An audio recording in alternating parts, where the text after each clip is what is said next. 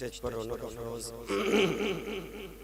سادات کرام علماء ذوی الاحترام سامعین و سامعات، السلام علیکم ورحمۃ اللہ تعالی وبرکاتہ۔ الحمدللہ رب العالمین والعاقبۃ للمتقین والصلاة والسلام علی سید الانبیاء والمرسلین، اما بعد وأعوذ بالله من الشيطان الرجيم، بسم الله الرحمن الرحيم، هن لباس لكم وأنتم لباس لهن، صدق الله العظيم وصدق رسوله النبي الأمين المتين الكريم، ونحن على ذلك لمن الشاهدين والشاكرين والحمد لله رب العالمين۔ آئیے کچھ معروضات پیش کروں، اس سے قبل ہم اور آپ مل کر اپنی اور ساری کائنات کے مرکز عقیدت رحمت دو جہان حضور ارواحنا فدا صلی اللہ علیہ وسلم کی مقدس بارگاہ عالیہ میں ہدیہ درود و سلام پیش کریں۔ پڑھے بآواز بلند اللہم صلی علی سیدنا حبیبنا و مولانا محمد و صحبہ وبارک وسلم، صلاۃ و سلام علیک یا رسول اللہ صلی اللہ علیہ وسلم۔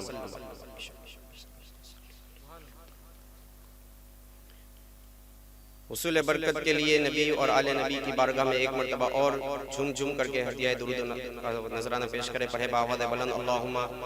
صلی علی سیدنا حبیبنا و مولانا محمد و صحبہ وبارک وسلم، صلاۃ و سلام علیک یا رسول اللہ صلی اللہ تعالی علیہ وسلم۔ عزیزان محترم، ہمارا اور آپ کا یہاں آنا شادی خانہ آبادی کے مبارک موقع پر بارگاہ رسالت میں خراج عقیدت پیش کرنے کی غرض سے ہے۔ اللہ رب العزت ہماری حاضری کو قبول فرمائے، ہونے والی شادی کو خانہ آبادی فرمائے، ان کی گلشن سے کھلنے والے پھولوں کو سچا پکا مومن کامل بنائے، نبی پاک اور آل نبی کا جو ہے پکا محب بنائے، اور ہم سب کی حاضری کو قبول فرما کر کے ذریعہ نجات بنائے۔ خطبہ مستونہ کے بعد میں نے آپ حضرات کے سامنے آیہ قرآن کا ایک جز تلاوت کیا ہے، جس میں اللہ رب العزت ارشاد فرماتا ہے،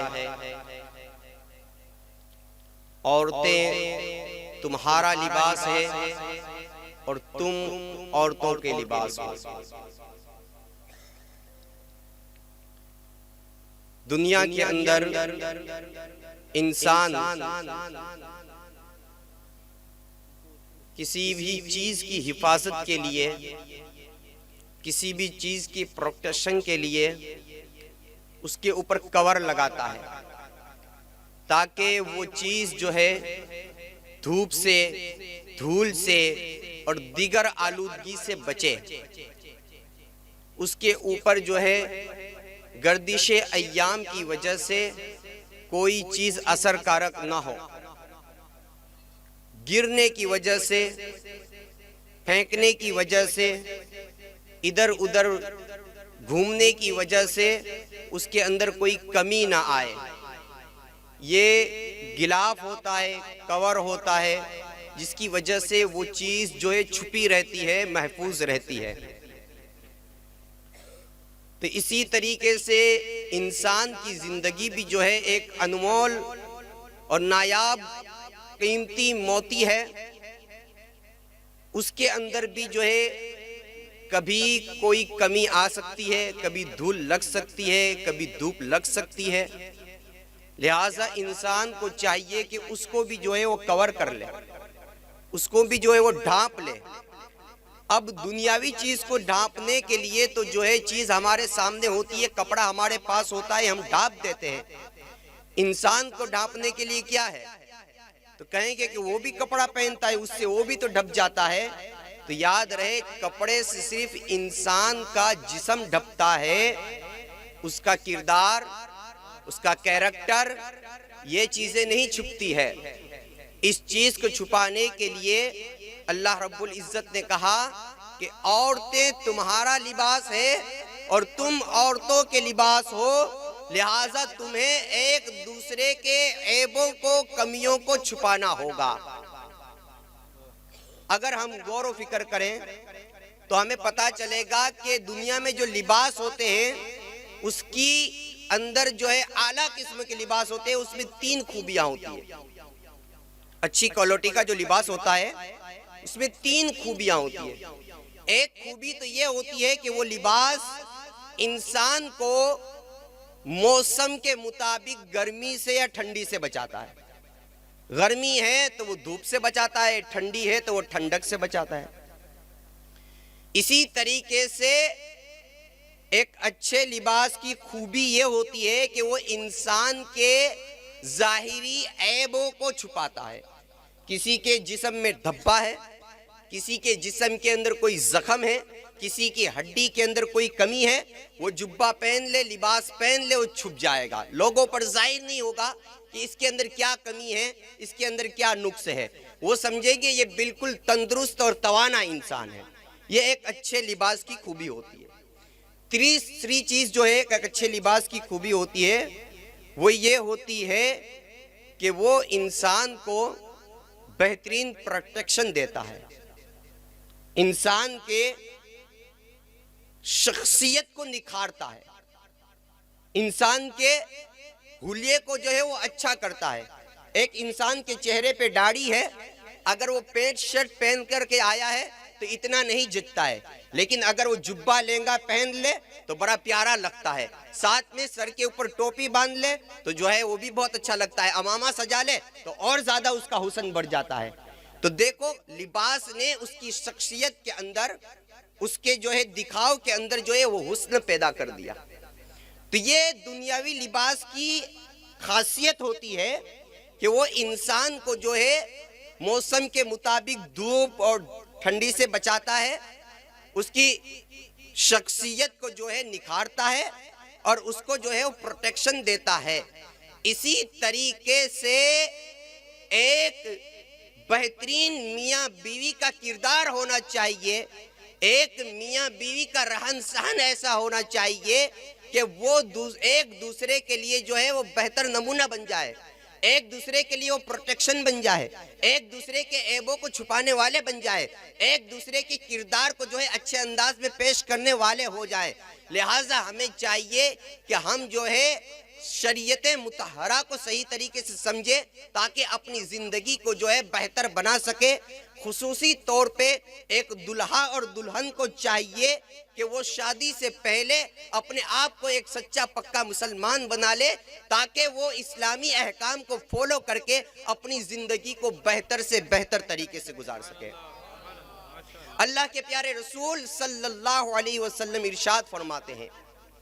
کہ تم میں سب سے بہتر وہ ہے جو اپنے اہل و عیال کے لیے سب سے اچھا ہو، اور میں تم میں سب سے زیادہ بہتر ہوں کیونکہ میں تم میں سب سے زیادہ اپنے اہل و عیال کے لیے اچھا ہوں۔ دیکھیں یہاں اللہ کے رسول صلی اللہ علیہ وسلم نے ایک اچھے مومن کی علامت بتائی کہ اچھا مومن کہتے کیسے ہیں، بہترین انسان کون ہے۔ انسان کو انسانیت کا معیار کس نے دیا ہے؟ پیغمبر اسلام نے دیا ہے۔ وہ جو انسانیت جب دم گھونٹ رہی تھی، گلا جب انسانیت کا گھونٹ رہا تھا، اس وقت پیغمبر اسلام نے وہ اعلیٰ تعلیمات کا کیمپ قائم کیا، اسلام کی وہ چھاونی قائم کی کہ جس کے تحت آ کر کے جو درندہ صفت انسان تھے وہ جو ہے دوسروں کے لیے ہادی اور رہبر بن گئے ہیں۔ جو خون کے پیاسے رہتے تھے وہ دین اسلام کے اندر آتے کیا ہے، وہ لوگوں کے جو ہے رکھوالے بن جاتے ہیں، لوگوں کی عزتوں کے محافظ بن جاتے ہیں، کیونکہ آقا علیہ السلام نے وہ بہترین نظام تعلیم دیا، وہ بہترین انسانیت کو سبق دیا کہ جس کی وجہ سے انسان صبح قیامت تک جو ہے وہ ایک بہترین انسان بن سکتا ہے ان کی تعلیمات کو فالو کر کے۔ لہٰذا ہمیں چاہیے کہ ہم بھی شادی سے پہلے، شادی کے بعد ہونے والے پیش آنے والے احکام کو سمجھ لے، سیکھ لے، تاکہ اپنی اس زندگی کو جو ہے وہ جنت کا نمونہ بنا سکے، جنتی زندگی بنا سکے۔ یہ زندگی ہمارے لیے الجھنوں کا سبب نہ ہو، بے سکونی کا سبب نہ ہو جائے، جو ہے جہنم کا سبب نہ بن جائے، یہ گھر جو ہے ہمارے آباد اور شاد و شاداب ہو جائے۔ لہٰذا ہمیں چاہیے کہ ہم دین اسلام کی تعلیمات کو فالو کرنا سیکھیں۔ پیغمبر اسلام صلی اللہ علیہ وسلم فرماتے ہیں تم میں سب سے بہتر وہ ہے جو اپنے اہل کے لیے، اپنے گھر والوں کے لیے سب سے بہتر ہو، کیونکہ انسان چند گھنٹوں کے لیے دوسروں کے سامنے تو بہت اچھا بن کر کے آ سکتا ہے، انسان دوسروں کے سامنے اپنے آپ کو اچھا کہلانے کے لیے بناوٹی رویہ جو ہے اپنا سکتا ہے، وہ چند گھنٹوں کے لیے بہت بڑا بن سکتا ہے، چند گھنٹوں کے لیے وہ اعلیٰ کردار کا مظاہرہ کر سکتا ہے، لیکن چونکہ وہ اپنے اہل کے ساتھ اس کو ہمیشہ رہنا ہے، غصے کی حالت میں بھی رہنا ہے، سکون کی حالت میں بھی رہنا ہے، بیماری کی حالت میں بھی رہنا ہے، ہر وقت اس کو اپنے اہل کے ساتھ رہنا ہے۔ لہٰذا انسان کا اصلی چہرہ جو ہے وہ ہمارے سامنے ہر وقت کھل کر کے نہیں آ سکتا ہے، اس کا اوریجنل چہرہ، اس کی اچھائی یا برائی جو ہے وہ اسی لوگوں کے سامنے جو ہے کھل کر کے آ سکتی ہے جس کے ساتھ اس کا صبح و شام گزرتا ہے، جس کے ساتھ اس کی پوری زندگی گزر رہی ہے۔ اسی لیے اچھے انسان کو اگر پہچاننا ہے تو دیکھ لو کہ کون اپنے اہل کے ساتھ سب سے اچھا ہے، وہی بہتر انسان ہو سکتا ہے۔ لہٰذا ہمیں اوروں کے لیے اچھا بننے سے پہلے ضروری ہے کہ ہم اپنوں کے لیے اچھا بن جائیں، ہم اپنوں کے لیے اپنے دل کو صاف کر لیں، ہم اوروں کو اپنے دل میں جگہ دیں۔ اس سے کئی گنا بہتر ہے کہ ہم اپنوں کو اپنے دل کے اندر جگہ دے دیں، کیونکہ یہ ایک چھوٹی سی سوئی کا کام ہے کہ وہ دو ٹوٹی ہوئی چیزوں کو چند منٹوں کے اندر ایسا جوڑ دیتی کہ ایک کھینچنے سے بھی نہیں ٹوٹتی ہے۔ سوئی کا کام کیا ہوتا ہے؟ دو ٹوٹی ہوئی چیزوں کو جو جدا جدا ہے ان کو جوڑنا۔ کینچی کا کام کیا ہوتا ہے؟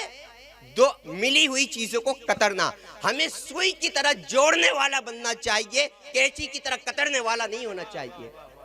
اسی لیے پیغمبر اسلام صلی اللہ علیہ وسلم نے فرمایا کہ جو شخص، چاہے مرد ہو یا عورت، سب کے لیے یہ عام حکم ہے، میری بہنوں تک بھی میری آواز پہنچ رہی ہوگی، کان کھول کر کے یہ باتوں کو سنیں، مرد حضرات بھی سنیں، جو شخص میاں اور بیوی کو آپس میں لڑائے جھگڑائے یا ایک دوسرے کے خلاف ابھارے، وہ لعنتی ہے، لعنتی۔ آج ہمارے معاشرے کے اندر سکون غارت ہے، کیونکہ ایک شوہر اور ایک بیوی کو چاہیے تھا کہ وہ ایک دوسرے کا لباس بنتے، ایک دوسرے کے لیے جو ہے عیبوں کو ڈھانپنے والا بنتے، اس کے بجائے وہ تیسرے کو اپنے معاملات کے اندر دخل دیتے ہیں۔ اب وہ تیسرا جو ہے کسی ایک کی طرفداری کر کر کے ان کے زندگی کو جو ہے جہنم کا جو ہے نمونہ بنا کر کے رکھ دیتا ہے، زندگی کا سکون جو ہے غارت کر کے رکھ دیتا ہے۔ لہٰذا اپنی زندگی کے اندر کسی تیسرے کو انٹرفیئر نہ کرنے دیں، کسی تیسری کو دخل کا جو ہے موقع نہ دیں، بلکہ اپنے معاملات کو خود ہی جو ہے طے کر لے۔ اور پیغمبر اسلام نے صاف لفظوں میں فرمایا کہ میاں بیوی کے درمیان جھگڑے اور فساد برپا کرنا اور ان کو ایک دوسرے کے خلاف ابھارنا، یہ سب سے بڑے لعنتی کی علامت ہے۔ لعنتی کا مطلب ہوتا ہے جو رحمت سے دور ہو، جو اللہ کی رحمت سے دور کر دیا گیا ہو، ایسے شخص جو ہے اللہ کی رحمت سے دور کر دیے جاتے ہیں۔ لہٰذا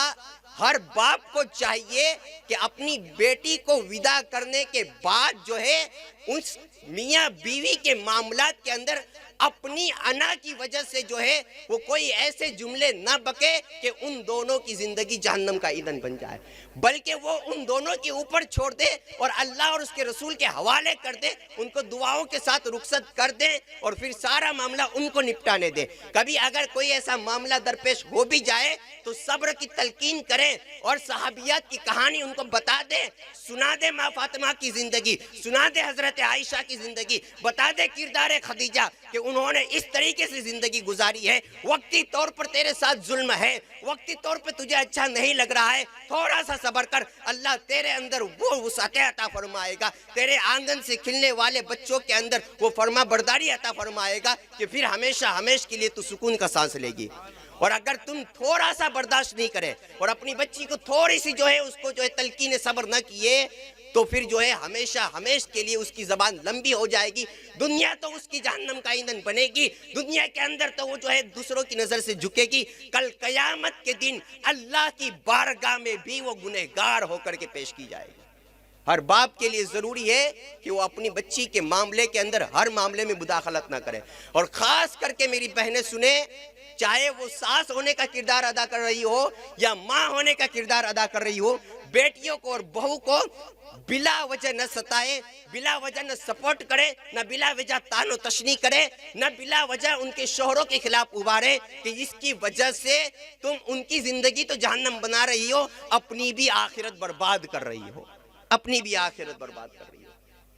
لہٰذا ہمیں چاہیے کہ شادی کے معاملات کے اندر جو ہے وہ میانہ روی اختیار کرے، اعتدال اور انصاف پسندی اختیار کرے، بے جا تان و تشنی، بے جا مغلظات اور بکواسات نہ کریں، کیونکہ اس کی وجہ سے ان کی زندگی جو ہے اس کا چین و سکون ختم ہو جاتا ہے۔ اللہ کے پیارے رسول صلی اللہ علیہ وسلم کی تعلیمات جو ہے ہمارے لیے بہترین نمونہ عمل ہے۔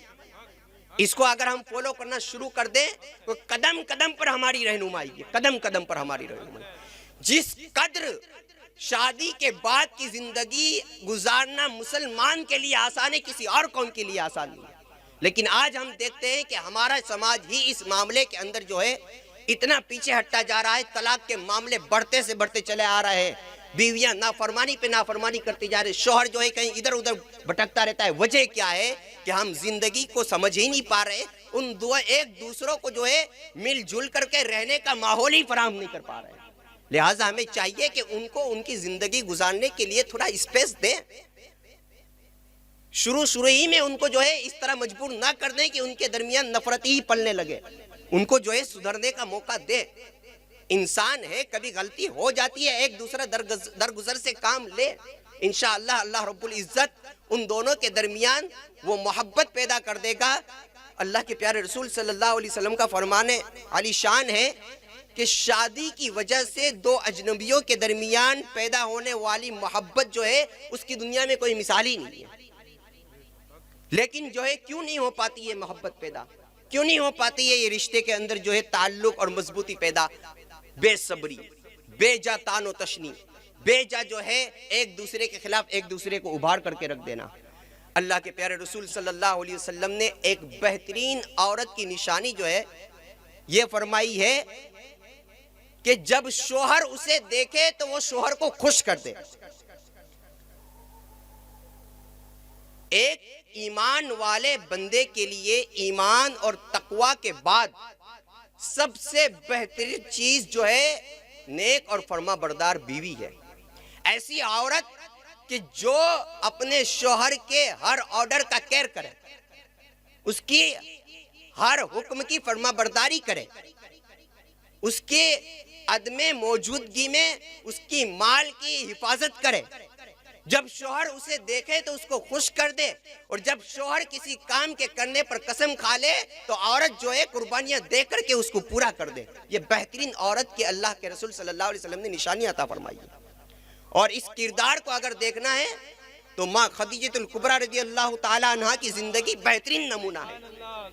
پیغمبر اسلام صلی اللہ علیہ وسلم کی عمر شریف تقریباً 40 سال کے قریب ہو جاتی ہے۔ آپ کے دل میں اللہ رب العزت خلوت نشینی کی محبت کو ڈال دیتا ہے۔ پیغمبر اسلام غار حرا کے اندر تشریف لے جاتے ہیں اور کئی دنوں تک عبادت اور ریاضت کے اندر مشغول رہتے تھے،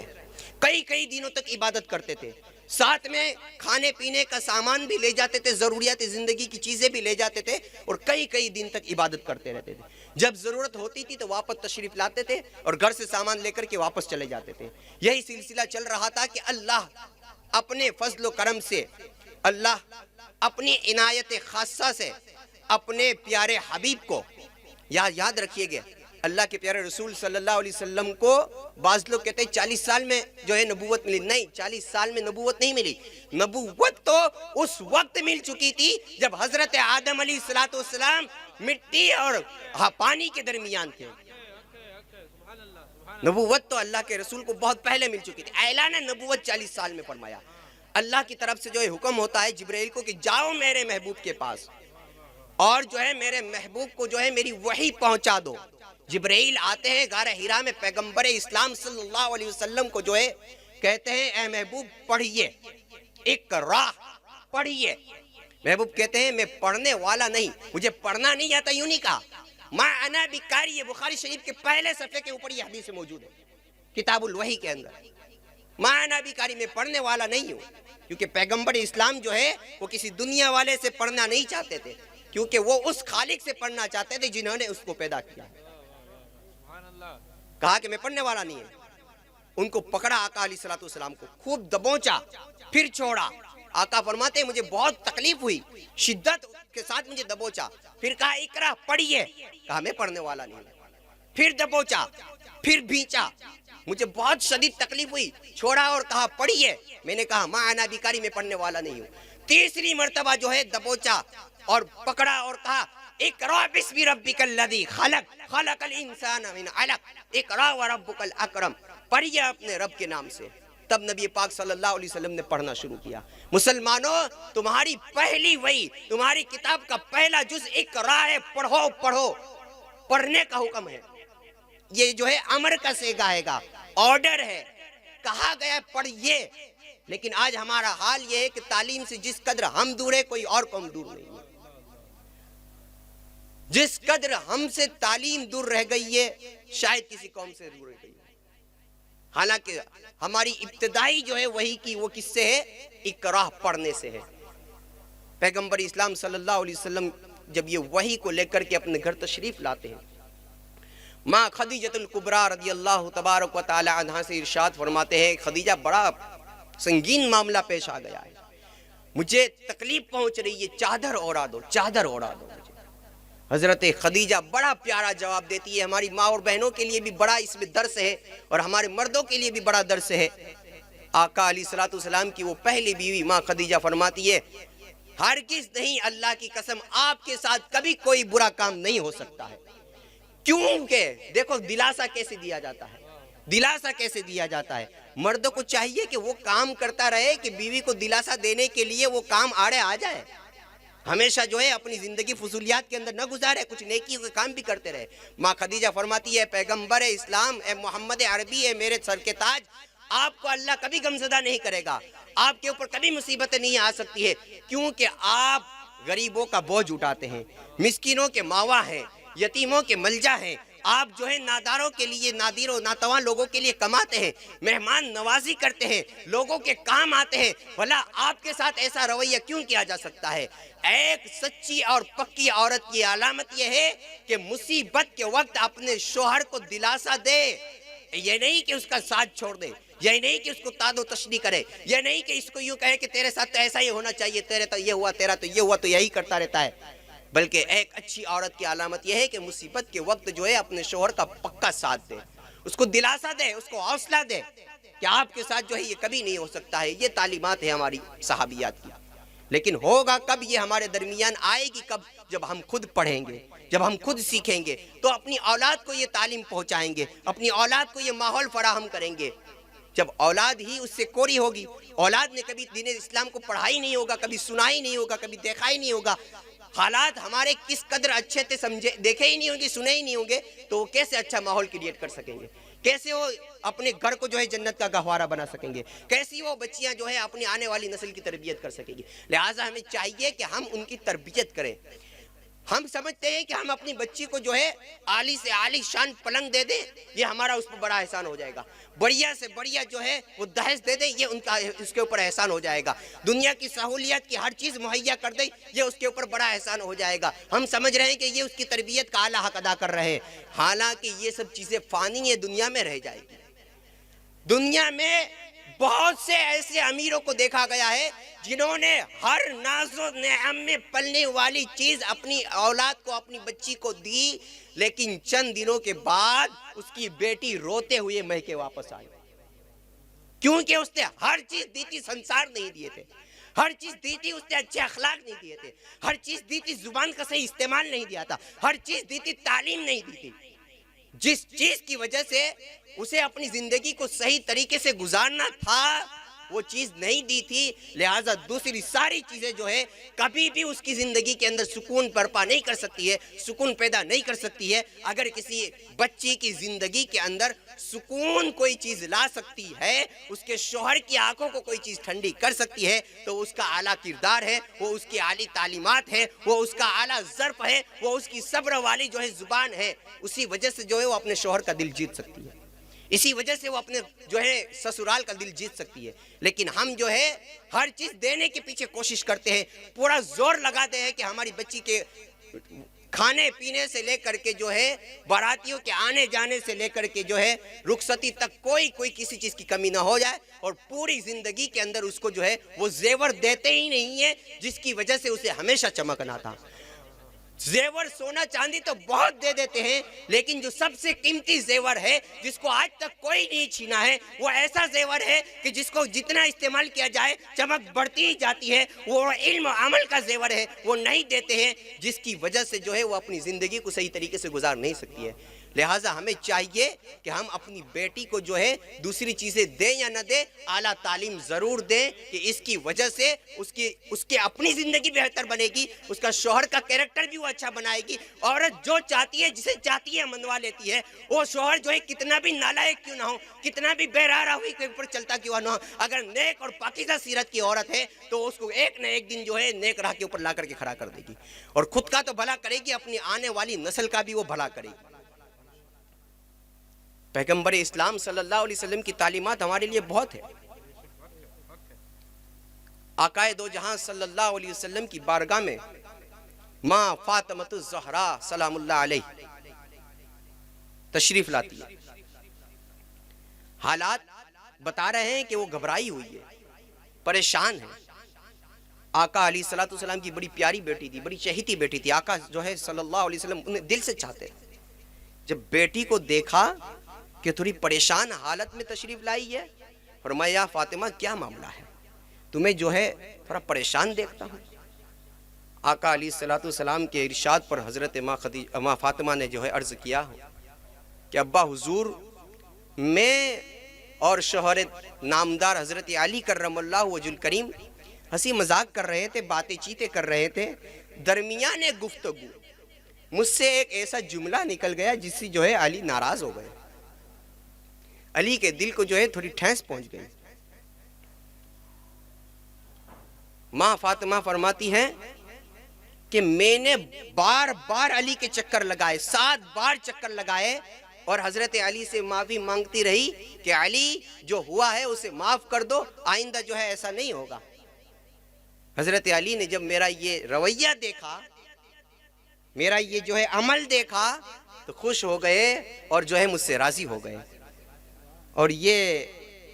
اب آپ کی بارگاہ میں آئی ہوں کہ کہیں علی جو ہے یہ ناراض تو نہیں ہو گئے ہوں گے،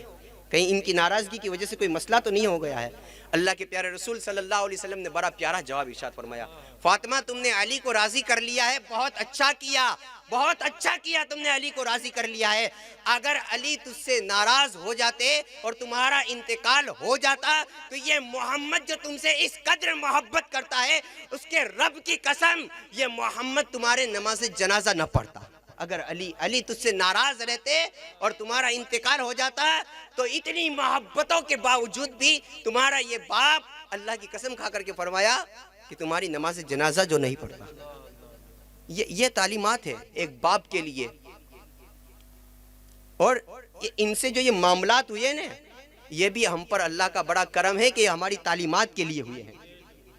ورنہ وہ تو محفوظات ہے سب۔ اللہ نے جو ہے ان کے ذریعے جو کچھ معاملات ہمارے سامنے ظاہر فرمائیے وہ ہماری تعلیمات کے لیے،